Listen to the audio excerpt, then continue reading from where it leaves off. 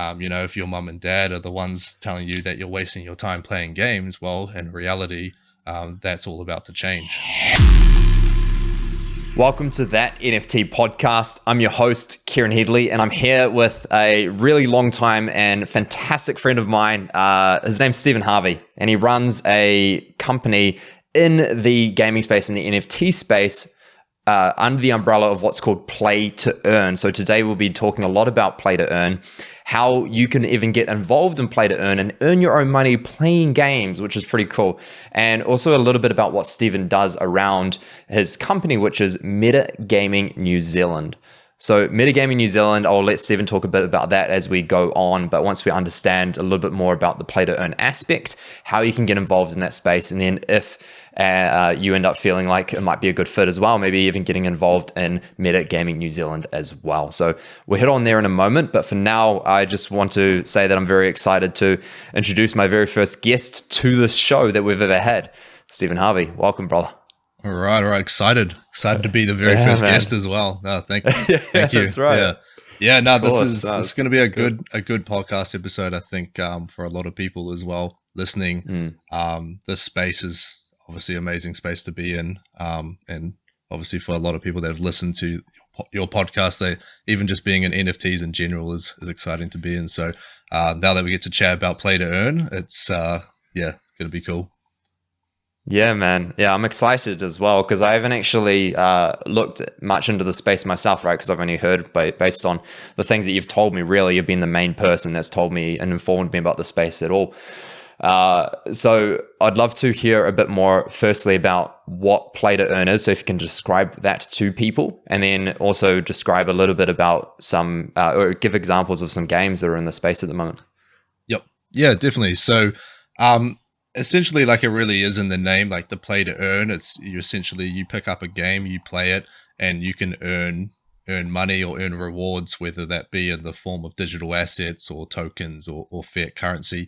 In this case, in this space, the play to earn within blockchain gaming is through rewards like NFTs and rewards like tokens, and those NFTs and those tokens can be exchanged into real world tradable currency like fiat currency. In terms of some games, one of the most popular and largest games at the moment. Sorry, man. Do you mind just explaining a little bit more about what you mean by how they can convert to real world currency, right? So, of course, as you've already shared with me before, but it's probably a good point on the podcast is how people can use modalities or platforms like Binance, right, to convert something like what. I know that you're going to go and speak about Axie, but that Smooth Love Potion token to USD or NZD, right? But they've got to transfer it to the platform, right, to be able to do that. Yeah, correct. Yeah, so in regards to Axie, and this is going to be quite like generalized with other games as well. But a lot of them usually have their own kind of chain. So Axie Infinity, they have their own kind of network called the Ronin network, and that was because they wanted to take it away separately from the Ethereum network, because we obviously all know how gas fees are, and gas fees were just going to be quite restrictive to the growth of the game and the economy. So they created their own side chain, and they used wrapped Ethereum to be able to avoid such gas fees. Now, once you're in that chain, they do have a partnership with Binance. So what they do is you're actually able to, with Binance on the Ronin network, you're actually able to send those tokens. So like I said, SLP for short, which is Smooth Love Potion. You can actually send those across to Binance, and then within Binance, you can go ahead and you can exchange it into other tokens, whether you want to pick up some Ethereum or Bitcoin or whatever else, or into fiat currency. Obviously with Binance, I think you'd know specifically for New Zealanders, it's a little bit, we can't really get New Zealand dollars out of Binance. So we use platforms like Easy Crypto. But for US dollars or euros, a couple of the supported fiat currencies on there will allow you to exchange it into that real world money there and be able to use it. You can kind of send it to other people. In regards to SLP itself, within the Philippines, which is the largest adopter of this game of Axie Infinity, they're actually using SLP within the real world. So we have taxi drivers that have QR codes in the back seat so that you can just scan the QR code and send SLP or AXS tokens to the Crazy. taxi driver instead of actually giving him Filipino pesos. Or same with what we do. We have a gaming lounge, and we actually serve food and drinks out of this gaming lounge, and we actually accept SLP as a form of payment if people would like to do that rather than having to use pesos. So it's definitely like being largely adopted, and even countries. I can't remember specifically the country, but they obviously use Bitcoin as legal tender now. It's in Central America, and they actually found that SLP is being used more than Bitcoin itself in terms of paying for things as well over in this country. Is that strongly because of the Filipinos, do you think?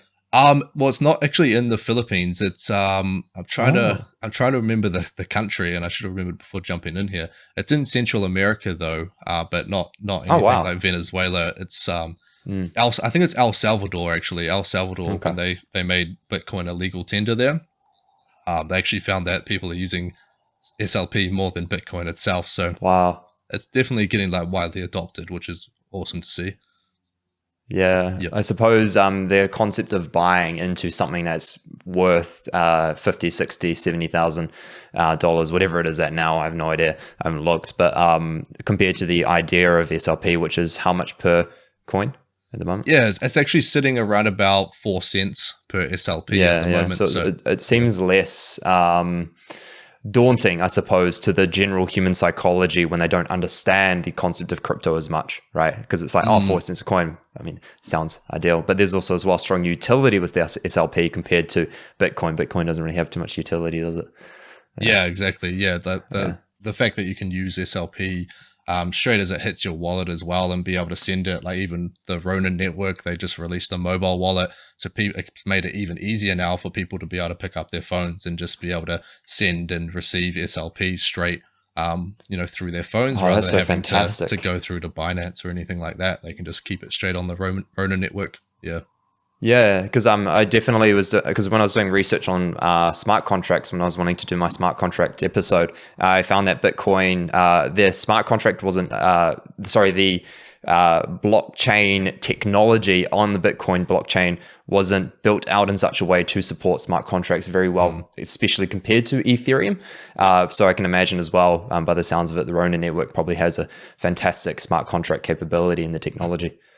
Yeah, exactly. Yeah, Bitcoin is more so like transactional through, being able to trade value or trade a form of currency back and forth, or form of payment, where obviously Ethereum can be used like that, but Ethereum supports those developers and has a lot more freedom for people to be able to build on the Ethereum blockchain and create games just like Axie Infinity and more. Yeah, so cool, man. Yeah, so I'd love to hear more about these games, man. So of course, Axie Infinity being one of them, but what other games, and how do they operate? But specifically as well, how does Axie operate? By starting with, what are the games? Yeah. So with the other games, we have things like Formula One Delta Time. They offer like a Rev token, so they again, you can win Rev tokens through winning races. We also have others like Guild of Guardians, Splinterlands, Splinterlands is, I would liken it very much to like Yu-Gi-Oh! So you have your cards, and you can actually buy cards and rent cards and do like pack openings on there, and you be able to use those cards and level them up and battle other people. So you have like a summoner, and then and so on. So that's actually, that'd be so cool if you get like a Blue Eyes White Dragon, eh? yeah, that'd be cool if they switched it. Yeah, exactly. Yeah, like even some of those like nostalgic games will be awesome if they like tokenized things and went onto the blockchain. Did you see how Pokemon Go was doing their own thing in the metaverse or something like that? Yeah, I did see that. Cool. I didn't look too far in depth of it, but I've seen things like that as well. So even you got big companies like EA Games and stuff that are actually exploring the idea to be able to get into these. The thing with EA Games is a little bit harder, is they have shareholders, and so when you have shareholders, it's very hard to, you don't have much flexibility to be able to make major changes like that. And obviously that's the big difference between these big, what we might call big corp gaming companies like EA Games and Epic Games, is they tax the player 100%. that's essentially it. You'll get, when you play their games, you're getting taxed 100% because all of your money is going into it. However, with we'll talk specifically Axie Infinity, is you're actually getting taxed 4.25% because when you sell your assets, they get a 4.25% fee from the sale of those assets, and that just gets stored in their treasury. Where these other platforms, even like FIFA, let's talk FIFA and Fortnite. When you buy a skin or you get a card, maybe you get Messi and Ronaldo, you can sell it within their marketplace on FIFA. But those coins that you get for selling them, you can only really use them to buy more cards. And it gets to a point you can't actually sell your account unless you're doing so against the terms and conditions. So a lot of these games, like we could call it the black market of accounts, is I could have my Fortnite account and I could have all these super rare skins that were hardly released in Fortnite. But there's actually against the terms and conditions to actually be able to sell those. I did not know that. Yeah, so I know that people do, right? People do that. Yeah, people do that. There's even websites for it. But you could almost call that like a black market because there's a lot of risks involved as well. People can just reclaim the accounts back. They can scam you and stuff. Where there's not an actual marketplace to be able to do that. So you don't really own the assets, and that's where you could almost liken Axie Infinity like Fortnite. So for those of you who are listening, you maybe might know or might not know what Fortnite is, but in Fortnite you have coins that are, or a currency which is called V-Bucks, and then you also get skins, so different characters and things like that you can actually play as within the game. And so if you just take that, what is your traditional gaming here, and apply it into Axie Infinity, we have what we call Axies, which is your NFTs, your digital asset that you own, and you battle them. Just like the things behind you. Just like these little guys here. Yeah, that's exactly what they look like. Yeah. And then you have SLP, which is like your V-Bucks, your token. So all it is exactly the same thing. However, one is on the blockchain, the other is not. So yeah, it's really crazy when people think that they can earn money playing games. Usually that's traditionally been streamers, pro players, things like that, but now it's actually your everyday players. And I feel like there's always been this stigma around gamers where they kind of feel like they can't share what they do, or they try and hide how much they game or what they play, because they feel like almost this embarrassment of being unproductive and not providing to a society. So now it's really trying to make that shift and that movement in the direction where, if your mum and dad are the ones telling you that you're wasting your time playing games, well, in reality, that's all about to change. Yeah.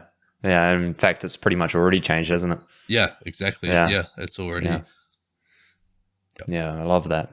Very, very cool, man. So I'd like to hear more about, of course, Axie Infinity in terms of just more details around it, because it's, of course, the biggest play-to-earn game at the moment. And probably that's ever existed, right?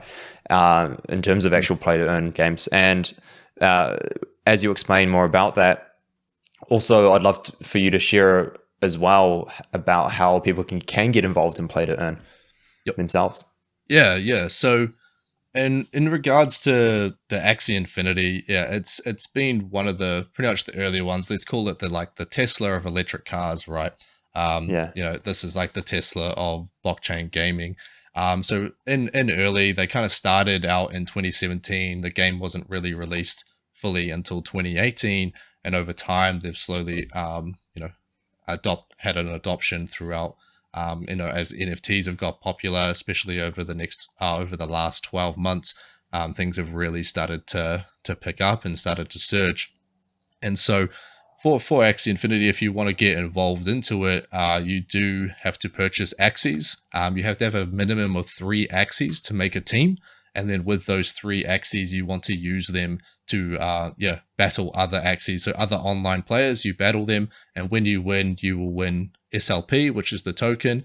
And when you lose, you unfortunately don't win anything at all. So that's another thing where it's quite important to have a good think about the type of Axies you want to buy, because that's you can't just go and buy random Axies, or what we like to call floor Axies. So they're just the cheap, buying the floor price of NFTs. You can't really do that with Axies, because they're not as effective. Each Axie has specific cards on it, sort of like how you have your Pokemon cards. It deals a certain amount of damage, and it gives you a certain amount of shield and different abilities as well. So you want to make sure you have a good combo to be able to do well within the environment or in the ecosystem. So that's a whole other thing to think about. There's plenty of YouTube videos out there to help people find the type of team they want to buy. But to give you like an idea, we usually buy our teams around about 1,000 New Zealand dollars to 1,200 New Zealand dollars now. And that's just because of the current SLP price. Those teams, if SLP price goes up, those teams will be worth more around 1,500 to 1,800 US dollars. So yeah, we put a lot of thought into what we do, into the teams we build, and in order to get involved into the game, you do have to create an account. You have to create a Ronin wallet, and you have to be able to send wrapped Ethereum or actually get wrapped Ethereum on the platform. So fortunately, Axie Infinity on their website, they have a really good get started guide on there on how to get started. But otherwise I we'll go too in depth here and go too long if I broke it down to you, but it is really simple to follow. And then once you're in the marketplace, and obviously once you watched a few YouTube videos, you'll be able to understand what to buy, what's the best kind of team to set up, because the environment's always changing. The developers make changes to certain things as we progress through the seasons. And so the big difference really is like what you've usually been speaking on your podcast and past episodes is a lot about collectible NFTs, and Axie does have collectibles, things like Mystics and Origin Axies. In fact, they even have these ones that have Japanese parts, so they don't actually make Axies with Japanese parts anymore. Actually, this guy here behind me has little katanas out of his head, so that's like a Japanese part. But they don't actually make those anymore, so they're actually quite rare. Same with the Mystic and Origin Axies, so they can become collectibles. However, so are the developers of Axies Japanese or no? They're Vietnamese. Vietnamese. So Sky Mavis, which is the creators of Axie Infinity, they are within Vietnam. And I'm not too sure where they came up with the whole Japanese concept, but essentially with the Japanese parts, Origins, Mystics, you can have collectibles as Axies, and usually sometimes their cards aren't very good for battling with. However, on the other side of that, you then have your kind of utility side of NFTs, and obviously NFTs, they do have utility in general. A lot of the collectibles do as well, but in this case, we almost call these yield-bearing NFTs. That's how I like to kind of separate the two. Is you have collectible NFTs, which is more based on the utility, speculation, and just because you might like it as well. The speculation is you obviously want the price to go up, and you can get those appreciation gains when you sell. Where in this case, we're not looking for that price increase. We're not looking for a quick flip on our Axies. We're almost like to be call me the Warren Buffett or the Berkshire Hathaway of NFTs, where we hold on to these NFTs, hold on to these digital assets, and because they're yield bearing and they bring in a cash flow, we get the cash flow coming in. Those assets can just stay there. We don't have to do anything with them, and we just collect them up, and essentially becomes our portfolio or our value. And then you can just reuse them in the game or sell them through a platform like Binance, right? And then Yep. So the NFTs you can, Axie Infinity has their own marketplace, so you can just sell them on the Axie Infinity marketplace. Oh, okay. And so there's that 4.25% fee for selling. So you can very easily just sell it depending on where the price is. If you wanted to, it's not like you won't be able to. In fact, I have sold a couple of Axies as we look to change up our teams for some of our players. And they sold within 12 to 24 hours. So obviously it really depends if you list it for the floor price or list it for higher. If you want to get rid of it, for example, just quickly, then you just put it at the floor price like you usually would with collectibles. Yeah, totally. But also with SLP, I mean, like as you collect SLP and that builds and builds and builds, they can of course reinvest that or sell it on another platform very easily, right? Yeah, very easily. Yeah. So about a month ago, Sky Mavis, they actually released Katana, which is the Ronin DEX, so decentralized exchange. So what it actually means now is they have SLP AXS token, which is the governance token of Axie Infinity, and then they have wrapped Ethereum and USDC all within that one decentralized exchange. Cool. So instead of taking it out of the Ronin network, you can actually now keep it and you can convert it directly on the Ronin network. So I could take my SLP, convert it into wrapped Ethereum, because you need wrapped Ethereum to buy Axies. You can't buy Axies with SLP. So I go ahead and I swap it for wrapped Ethereum, and then I use that wrapped Ethereum to reinvest and buy more Axies and more teams. If I want to, say I want a little bit of money for Christmas or something like that to buy some presents, then what I would do is I would take that SLP, I would withdraw it into Binance, and then in Binance, I would go ahead and exchange it to something like XRP or XLM, like Stellar, so very low cost withdrawal coins, and I would withdraw through Easy Crypto. Okay. Yeah, I used XLM a couple of weeks ago, and it was about a 1 cent fee to withdraw. So definitely, XRP and XLM are probably your top two to withdraw fiat currency, or withdraw through Easy Crypto, for example. So essentially, if my coin is already in Ethereum, just quick question, would it be more productive and cheaper for me to convert it to XLM and then sell it through to Easy Crypto and then withdraw it that way, or would it be just go straight from Ethereum to NZD? Would be best? It would depend on the value of your holding of Ethereum. So Ethereum, I believe, with Binance is a 0.005 Ethereum fee, which I think is around $25, I believe. So let's call it $20. To exchange that into something like XLM or XRP, you would be looking at, I think on Binance it's like a 0.01% fee for exchange. That's the exchange fee.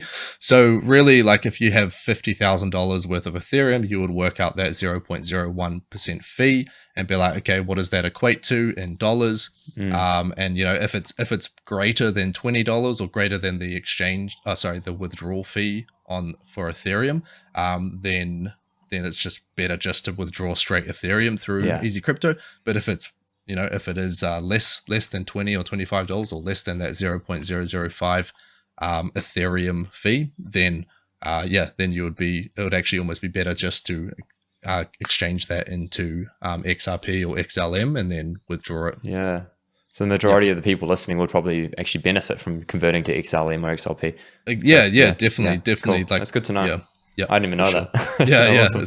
Awesome. I've done a lot of research into that, because obviously we want to, what I'm doing especially is, running a business. Like I do like to hold assets, and I do like to hold crypto long term. But now that this is a fully functioning business and we have investors, which obviously we'll get into in a second, but we want to ensure that we can pay them out in fiat currency. And we have to find the best and most cost effective way to do that. That's cool. I love that. It's good to know. So before we get into the exactly what it is that you do and Metagaming NZ, which we will in a sec, I'd love to hear, and I'm sure the others listening would love to hear, what other play to earns coming out soon. Maybe like the top 3 that you've identified and a bit about, and then just briefly describing them. Yeah. So we're obviously constantly looking into these things, and I've got a team of people in the Philippines doing a lot of research now. But I can definitely list, probably 2 of them I know for sure. A third one I haven't looked into too much, but for me, I would say Alluvium looks really, really cool. So basically, it's a RPG, so role-playing game. Really awesome graphics, but it's also got that battle aspect. So it's kind of imagine like Pokemon. And so you are Ash Ketchum, for example. You have your Pokemon, you throw them out onto the battlefield, and they fight other players. So you can obviously go to the Alluvium website and watch their gameplay trailer on there to check it out. Then we also have the second one is Star Atlas. Star Atlas is a very more space Star Wars, for example, I wouldn't say Star Wars inspired, but if you like things like planets, spaceships, traveling around on these things, this one, again, trying to learn more about how that operates. It's supposed to be a massive, like extremely big world, big metaverse, like their own kind of metaverse. And you can go in, you can own different parts of land, you can mine for resources, and using that land, so owning that land and mining the resources, you can then sell those resources for a specific token, and use that token to be able to go ahead and buy, to buy what other things, or actually sell it into fiat currency and claim it. Yep. Very, very cool. Oh, that's good to know. Thanks for sharing, man. Yeah, so let's talk a bit about what it is that you do and what Metagaming NZ is, and then also as well how people can get involved. Yeah. Awesome. Yeah. So I'm the founder of Metagaming New Zealand. Started it just a few months ago now, and right now we're sitting at just over 100 players that play for us. All of these are playing out of the Philippines. And yeah, it's kind of, we have a scholarship program is what that's called traditionally in the Axie Infinity space. So it's a profit share model where I rent out the assets. So I'm the investor. I invest into these assets like the Axies, and then I assign them to players and I rent them out.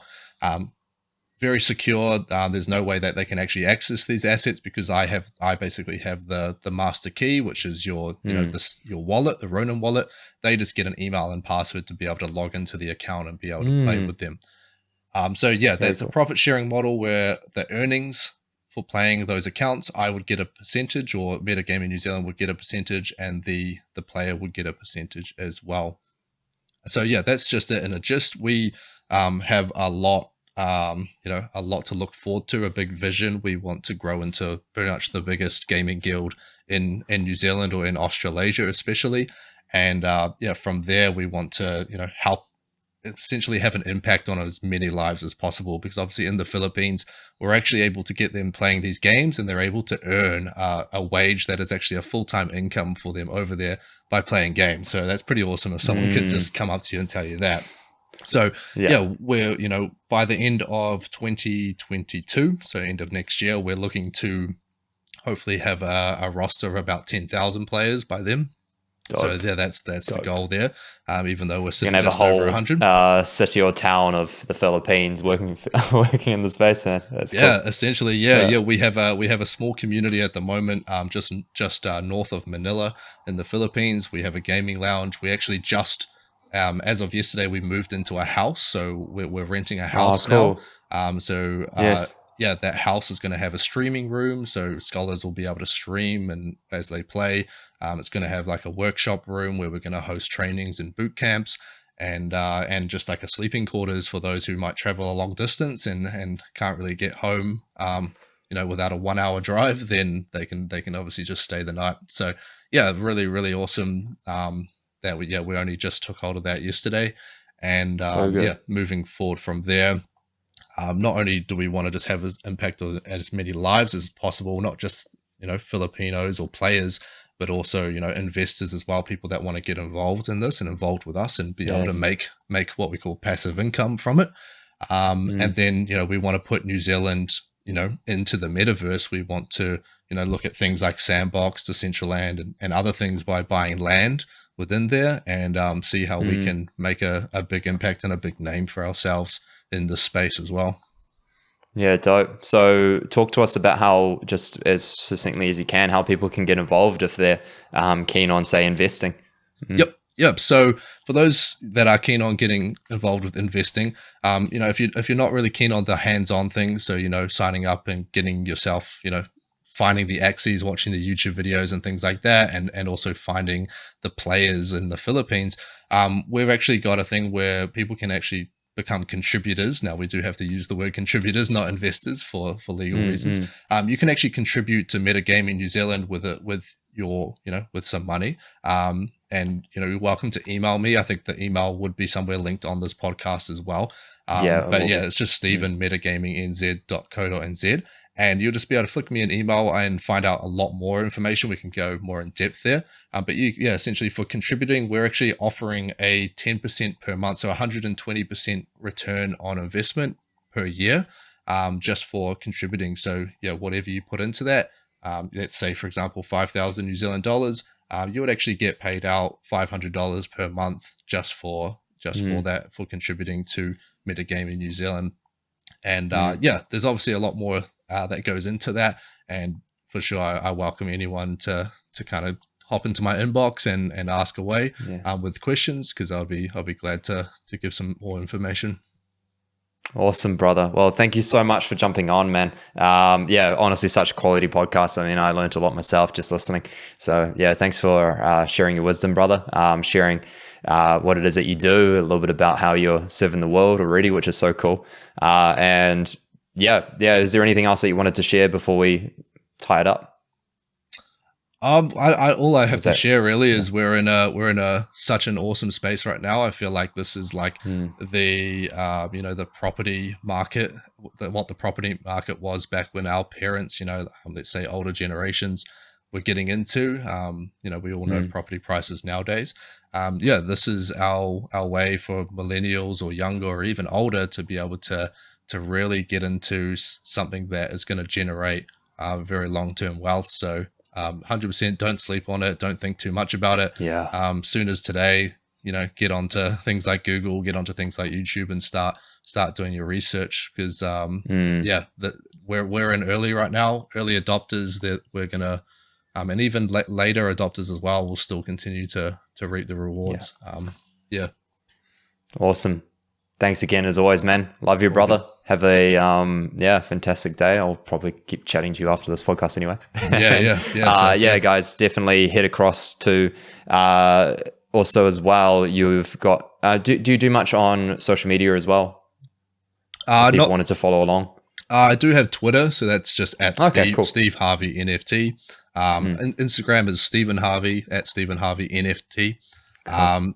I post more on Twitter than I do on Instagram. I think that's just natural in the whole blockchain or crypto space. So you can go ahead and follow me on those if you like to.